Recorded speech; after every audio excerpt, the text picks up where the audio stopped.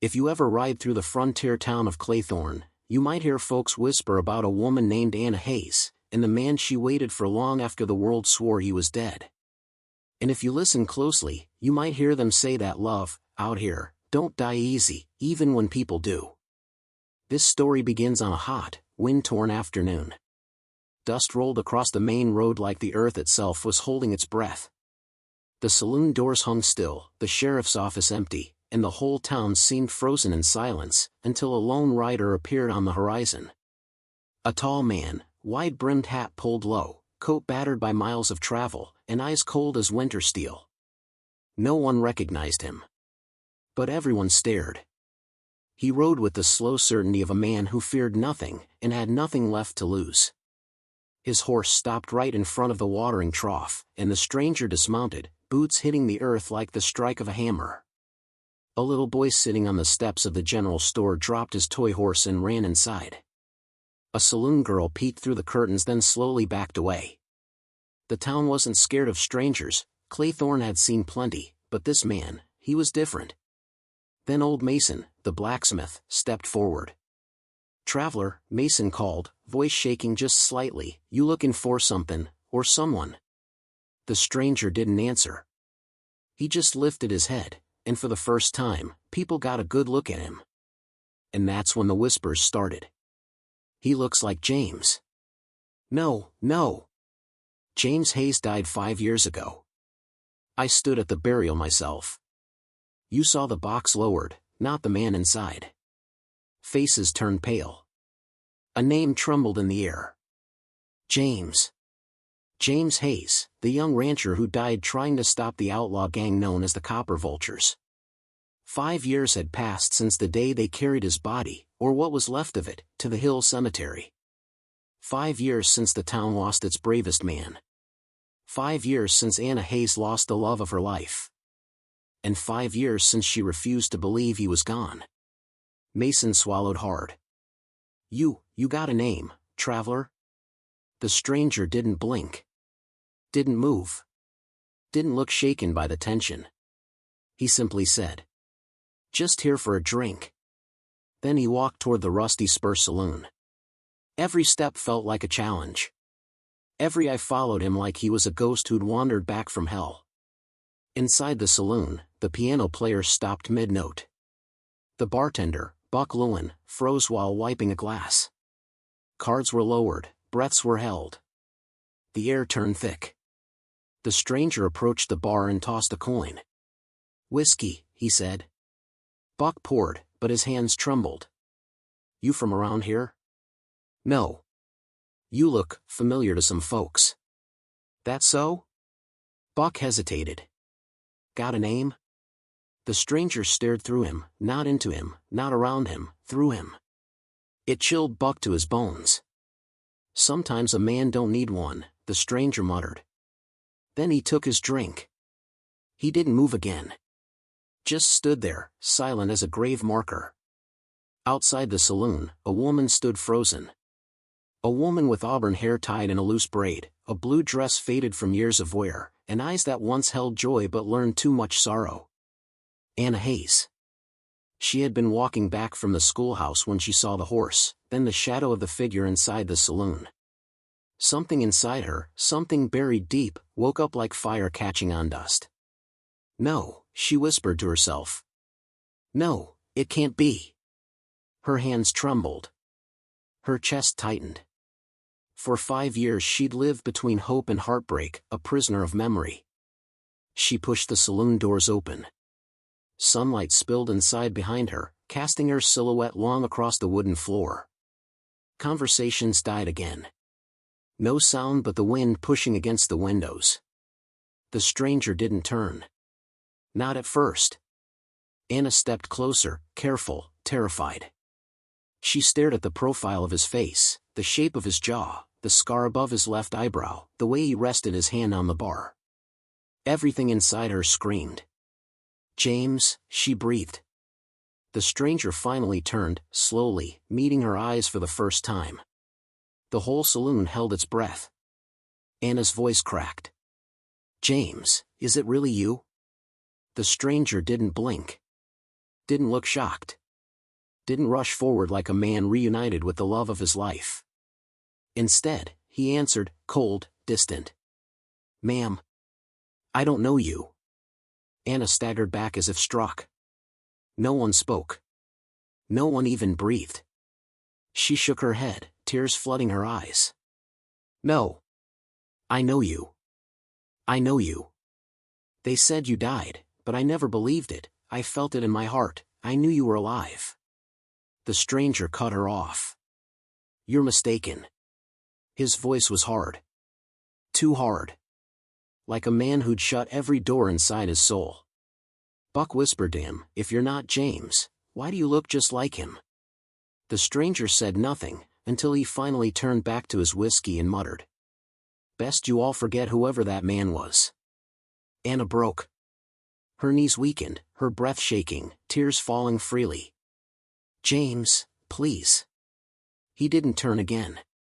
For a long moment, a long, awful moment, she stood there staring at a man who had her heart in his hands, a man she'd waited for, prayed for, dreamed of. Until she whispered, voice shattering. 5 years. I never stopped loving you." She left the saloon sobbing. And though the stranger never looked up, a single tear dropped into his untouched whiskey. No one saw it. But something in him hurt, deep, sharp, and buried. The saloon doors swung closed behind Anna, and the silence became suffocating. Old Mason finally said from the doorway, "If that ain't James Hayes, then the dead sure cast one hell of a shadow." The stranger didn't look up. But something changed in him, something fierce, because he whispered to himself, so quietly no one else heard. "I told you not to wait for me." Then he holstered his gun, and walked back into the streets of Claythorne like a ghost forced to walk the earth again. And somewhere high above town on the ridge, a pair of binoculars watched him. A voice snarled. Well, I'll be damned, the boy really crawled out of his grave. The copper vultures had seen him return. The sun dipped lower over Claythorne, painting the sky in red that looked too much like spilled blood. The stranger, the man who looked like James Hayes, walked slowly down the dirt road like someone trying to outrun his own thoughts. People watched from windows, from porches, from behind curtains. Some believed he was James. Some prayed he wasn't. Because if James Hayes was alive, then something far darker might follow. He stopped beside the old church, the same steps where he once kissed Anna after Sunday services. His eyes softened for only a second, then hardened again.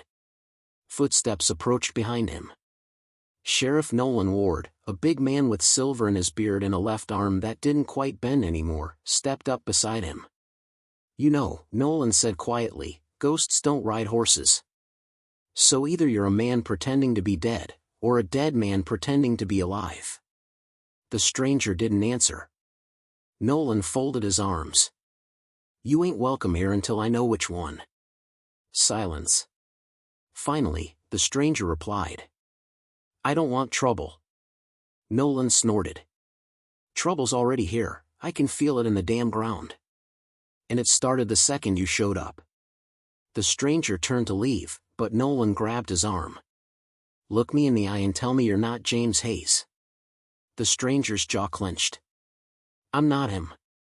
Funny, Nolan muttered, 'cause you lie just like him too.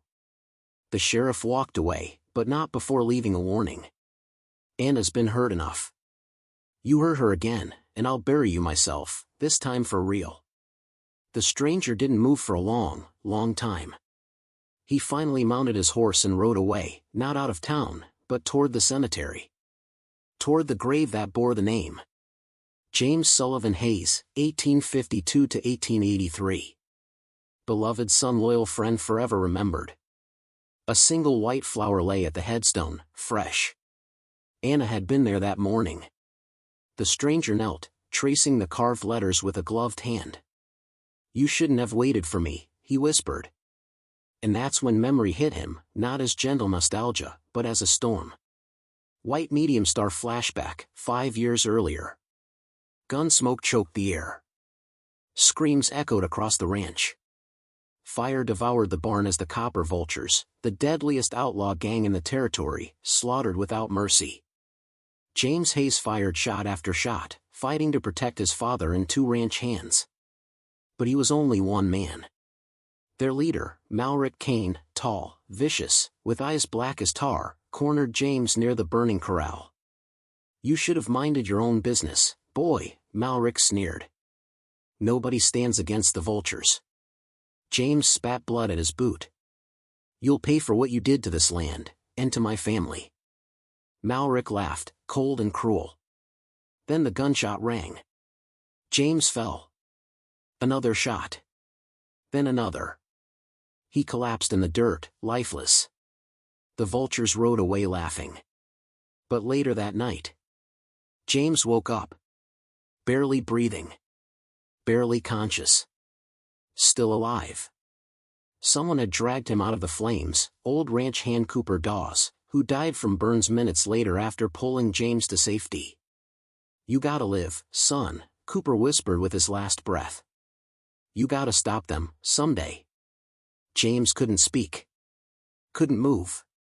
A doctor from the nearest mining town saved his life, barely, but the injuries twisted his face with scars and buried him under months of fever. Anna never knew he was alive. Because the doctor, terrified that the copper vultures would finish the job, spread the lie that James died. A closed coffin burial was arranged. And the doctor took James miles west into the mountains to heal and hide.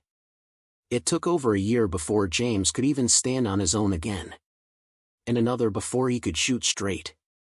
By then, too much had changed. Anna had moved into town. The Hayes Ranch burned to ash. And the copper vultures had risen in power, taking control of 3 nearby towns, killing anyone who resisted. James became someone else, hunted, scarred, angry. He joined bounty riders. He hunted outlaws. And eventually, he hunted every last copper vulture, except the one who mattered most. Malric Kane. Rumor was, Malric hadn't forgotten James either. White Medium Star back to present.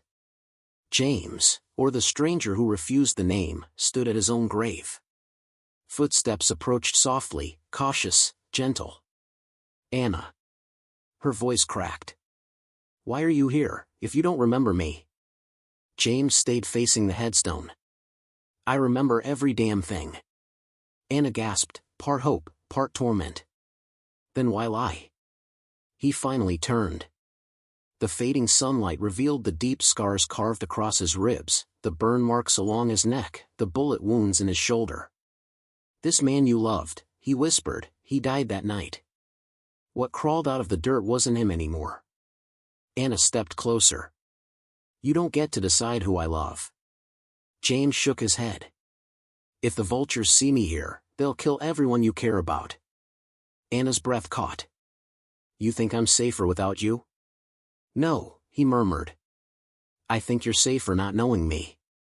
For a moment they simply stood there, no wind, no birds, no sound but 2 hearts hurting in the quiet. Anna lifted a trembling hand toward his face, but he stepped back like touch would burn him. "That man you buried," James said, "let him stay dead." Tears fell down her cheeks. "I can't. I never could." James clenched his jaw. "Then forget me again." He mounted his horse.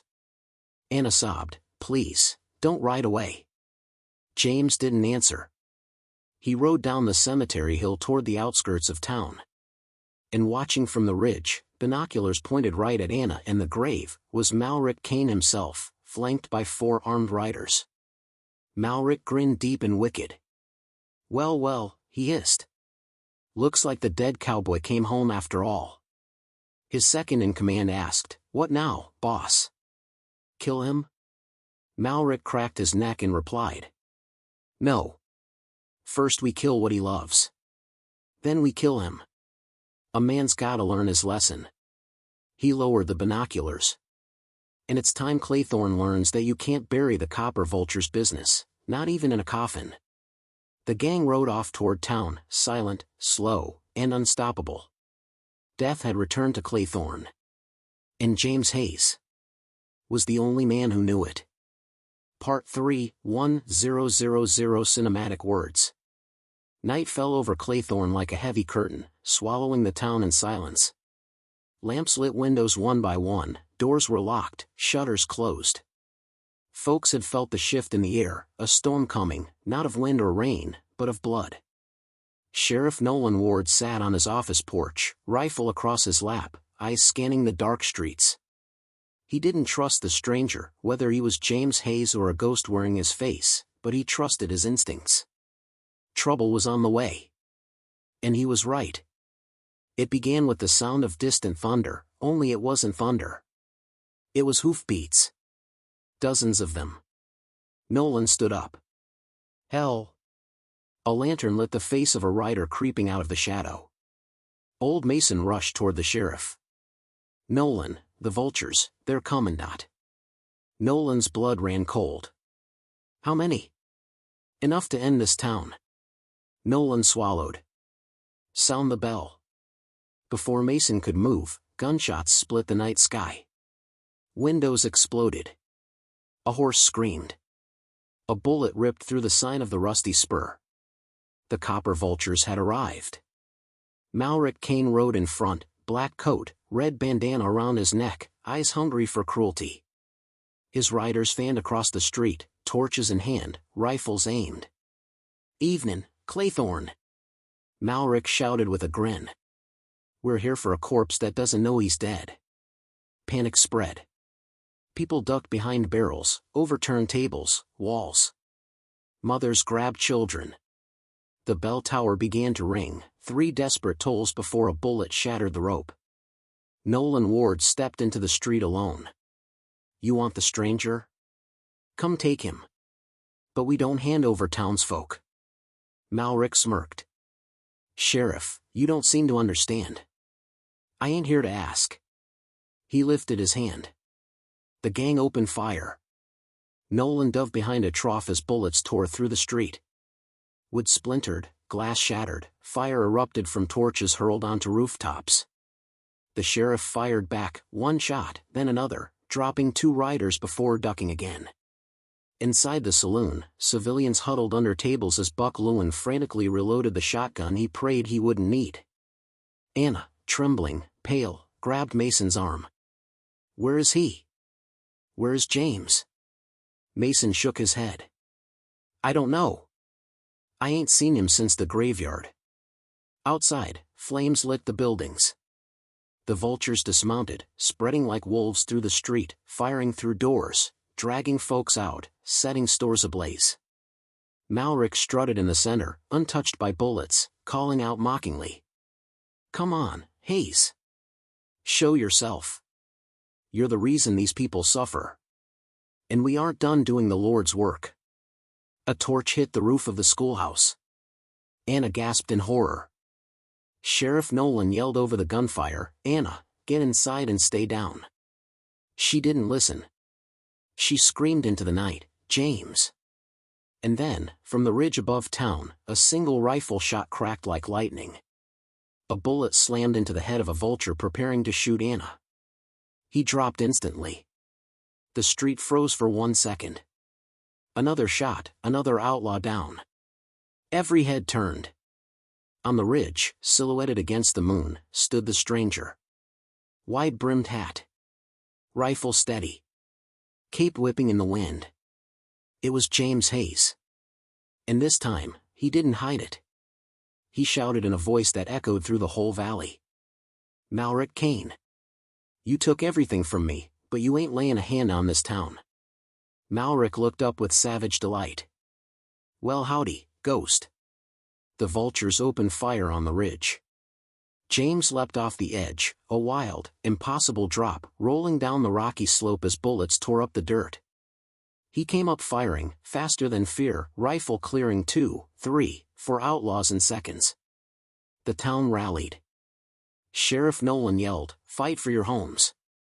Men and women grabbed guns, threw buckets on fires, dragged the wounded to safety. A war had begun.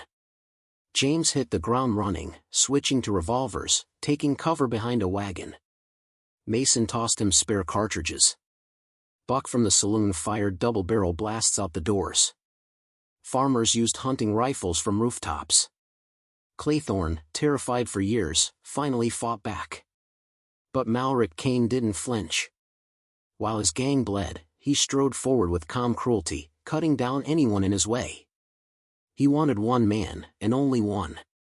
James saw him coming and stepped into the open street. Their eyes met, finally. Malric sneered. "Did death hurt, boy?" "Not as much as failure," James growled. "And you're about to feel both." Malric drew first, fast, but James was faster. Their bullets met in the air, a flash of sparks, then they fired again and again, walking toward each other, hatred guiding every shot. James took a bullet to the side, went down, but got up instantly like pain couldn't touch him anymore. Malric hit him again, shoulder this time, and smiled like a wolf. "You ain't him!" Malric roared. The James the First killed cried for help. James spat blood on the dirt. "That man died," he said, lifting his gun with steady fury. "What you're dealing with now is the man who came back." He charged. The two collided in the middle of town, fists and gunshots and rage mixing into one brutal storm. They tore into each other, through glass, through walls, through the street, every punch fueled by 5 years of hell. Anna watched shaking, hands over her mouth, unable to move, every heartbeat screaming. "Please, James, get up." Malric slammed James into a burning wall, choking him with both hands. "I'll kill you again. I'll bury you again. And this time I'll make her watch." James grabbed Malric's wrists, rage and love merging into something unstoppable. He roared from somewhere deeper than flesh. And he broke Malric's grip. The outlaw staggered, stunned. James rammed him back, gun jammed under Malric's jaw. "This is for my father. For Cooper. For the Hayes Ranch. And for every soul you bled dry."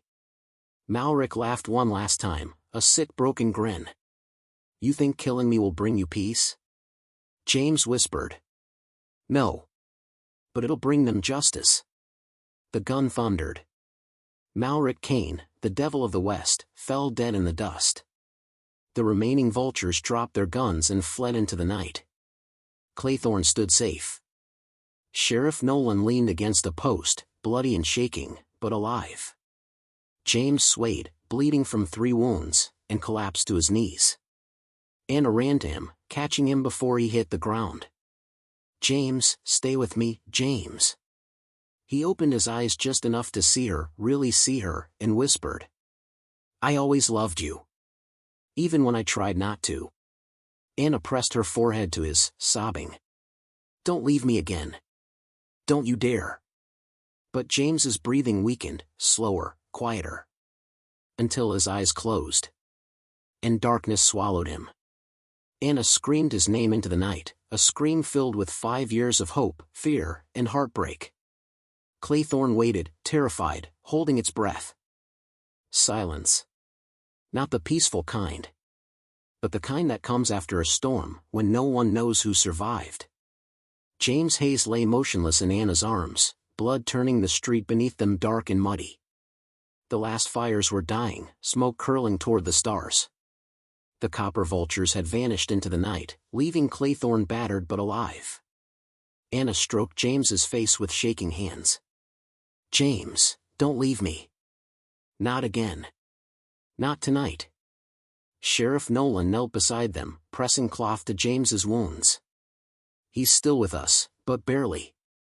We need a doctor." Mason ran toward them. "Doc Flanders left town 2 months ago. Only healers we've got are 2 terrified midwives." Nolan clenched his jaw.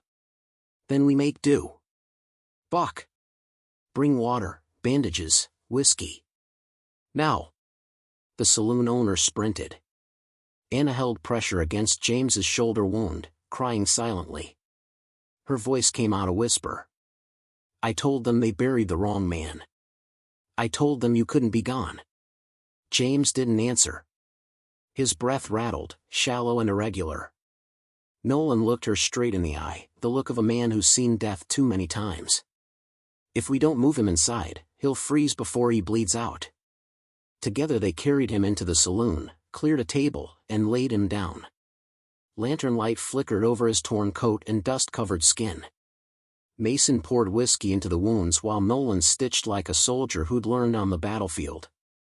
James didn't wake once. Hours passed.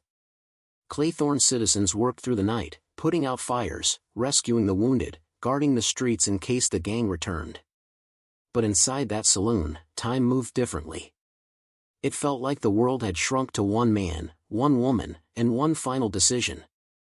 When Nolan finished, he wiped his forehead and stepped back. He's alive, but he's not out of the woods. If he makes it till morning, he's got a chance. Anna sank into the chair beside James, never letting go of his hand. I'll stay with him. Nolan nodded. I figured you would.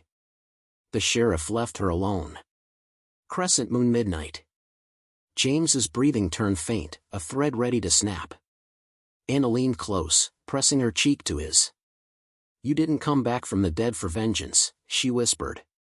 You came back because you weren't done living. Her voice broke.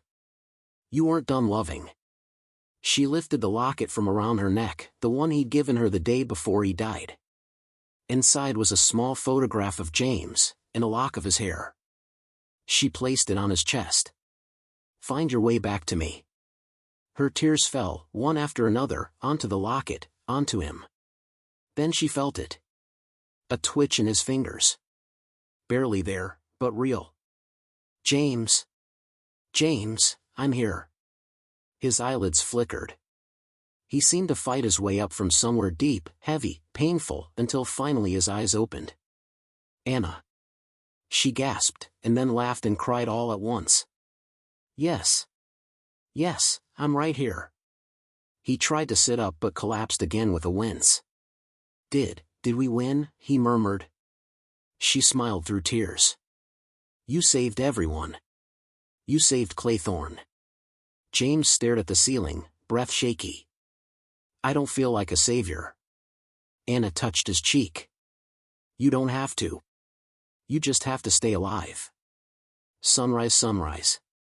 By morning, word had spread, James Hayes was alive. Children peered through the doors. Men offered their rifles for him to keep. Women brought bread and broth for when he wakes again. Even those who had once feared him now spoke his name like a blessing. Claythorne believed in ghosts. But now they believed in miracles too. Sheriff Nolan approached James's bedside. You should know. Vultures won't stop. Killing Cain ain't the end, it's the beginning. They'll regroup. James nodded weakly. I figured. You could run, Nolan continued. Leave before they come. Anna stiffened, her hand tightening around James's. James exhaled slowly. I'm done running. The sheriff smiled faintly. Then we're glad to have you. He turned to Anna. He's lucky you didn't give up on him. She didn't answer, her eyes never left James. Sun behind small cloud a week later. James could stand, walk, even saddle a horse, though the pain reminded him he was very much mortal. Claythorne was repairing. Hammering. Rebuilding. For once, there was hope. Then Nolan approached James again, a folded letter in hand. It's a warning, the sheriff said. From a friend up north. A rider brought it at dawn. James opened it. A single sentence chilled him to the bone. The copper vultures weren't Cain's gang. They were only one part of something far bigger. Anna read over his shoulder, dread washing over her. Nolan continued softly, James, they're hunting you. And they'll never stop. The choice hung in the air. Leave Claythorne, protect the town but lose Anna. Stay, and bring hell straight to everyone he loved. James holstered his revolver, voice steady. I'm not leaving this town again. Anna stepped closer. And you're not facing them alone. He shook his head. If I fight, you could die. She moved her hand to his cheek, firm and fearless. If you ride into danger, I bleed. If you walk away, I break. Either way, I pay the price. So let me choose. James looked into her eyes, and saw the same fire that once burned in his own before the world broke him. He nodded. And pulled her into a desperate, trembling kiss, 5 years of longing crashing into one moment. When they broke apart, the town bell rang, not in alarm, but in celebration. Claythorne gathered outside, cheering his name. Not as a ghost. Not as a legend. But as a man worth fighting for. James walked out with Anna beside him, revolvers strapped to his hips, pain in his body but strength in his step. He looked over the town he once fled, the town that had now become home. Whatever comes, he said, voice firm, we face it together. Anna smiled through tears. Welcome back, James Hayes. He tipped his hat. Not back. Finally home. They buried him once, the world tried to bury him again. But some men don't stay dead, not when love is stronger than death itself.